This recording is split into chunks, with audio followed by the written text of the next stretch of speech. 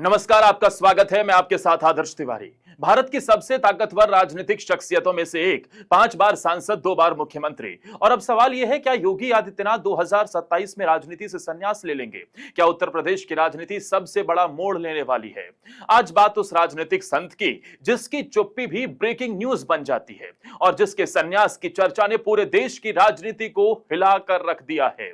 हाल ही में कुछ media reports और बीजेपी के अंदर खाने की हलचलों ने चर्चा को हवा दी है कि योगी आदित्यनाथ 2027 के विधानसभा चुनाव के बाद राजनीति से संन्यास ले सकते हैं। योगी आदित्यनाथ ने खुद दिल्ली में 2 मीडिया कार्यक्रमों के अंदर यह तक कह दिया कि वो आगे की नहीं सोचते हैं और उनका मेन मन तो सन्यासी के तौर पर, एक संत के तौर पर अपनी भूमिका निभाने का है।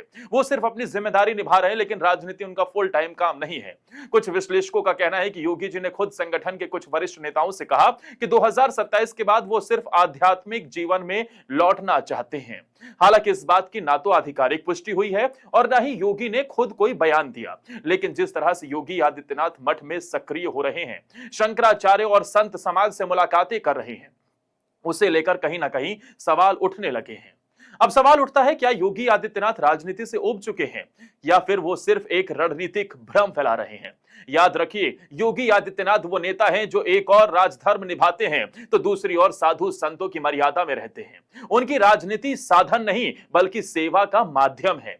लेकिन जब जनता के बीच से ये आवाज आने लगे कि योगी नहीं तो कौन, तब संन्यास की बात सिर्फ एक अफवाह ही नहीं रह जाती। अगर 2027 में योगी राजनीति से संन्यास लेते हैं तो उत्तर प्रदेश बीजेपी का चेहरा कौन होगा? क्या केशव प्रसाद मौर्य जैसे नेताओं को आगे किया जाएगा? क्या दिल्ली से किसी बड़े चेहरे को उत्तर प्रदेश में भेजा जाएगा? या फिर बीजेपी योगी को संन्यास नहीं लेने देगी और उन्हें खुद प्रधानमंत्री पद के लिए तैयार किया जाएगा?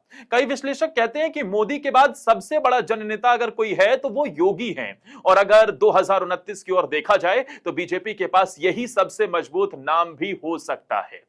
लेकिन ऐसे में यह सवाल जरूर उठता है कि योगी आदित्यनाथ क्या नरेंद्र मोदी के बाद देश के प्रधानमंत्री के तौर पर बीजेपी उन्हें प्रोजेक्ट करेगी? क्या अमित शाह से आगे निकलकर जन भावनाओं को सम्मान करते हुए योगी आदित्यनाथ को पीएम पद के लिए प्रोजेक्ट किया जाएगा? और क्या योगी खुद उसके लिए राजी होंगे? क्योंकि योगी से जब जब यह पूछा गया कि भाई आप क्या आगे चल के देश के प्रधानमंत्री के तौर पर जनता आपको देख रही है, क्या आप उसे स्वीकार करेंगे, तो उन्होंने सीधे तौर पर इसे नकार दिया और कहा कि वो राजनीति में ज्यादा लंबे समय तक नहीं रहना चाहते हैं, वो मेन अपने जो सन्यासी जीवन है उसे जीना चाहते हैं। अब आइए मुद्दे की असली बात पर। 2027 का चुनाव कैसा होगा? अगर योगी चुनाव लड़ते हैं तो ये उनके नेतृत्व में बीजेपी की तीसरी जीत की कोशिश होगी, यानी हैट्रिक का सपना। लेकिन अगर योगी राजनीति से हट जाते हैं तो विपक्ष को मौका मिलेगा यह कहने का कि बीजेपी अपने सबसे मजबूत चेहरे को नहीं बचा सकी। अखिलेश यादव, मायावती या कोई नया क्षेत्रीय गठबंधन योगी के ना रहने पर क्या फिर से बीजेपी को कड़ी चुनौती मिल सकती है?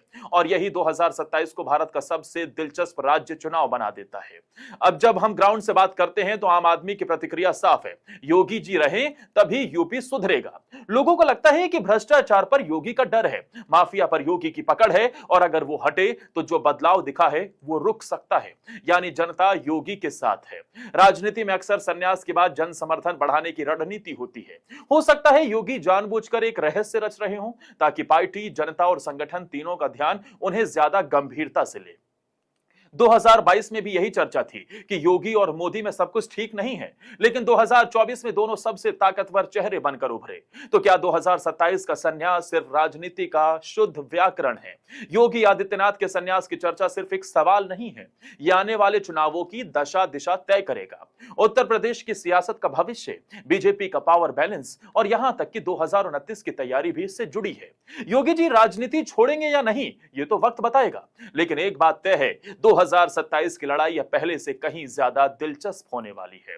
आपका क्या मानना है? क्या योगी संन्यास लेंगे या यह सिर्फ एक राजनीतिक मोहरा है? अपनी राय हमें कमेंट सेक्शन में जरूर बताइएगा। क्या आप भी मानते हैं कि योगी आदित्यनाथ को नरेंद्र मोदी के बाद देश का अगले प्रधानमंत्री के तौर पर बीजेपी को प्रोजेक्ट करना चाहिए? क्या आपको भी लगता है योगी इसके लिए सबसे उपयुक्त दावेदार है? योगी जी की कार्यशैली पर आप क्या कहना चाहेंगे? उन्हें 10 में से कितने नंबर देना चाहेंगे?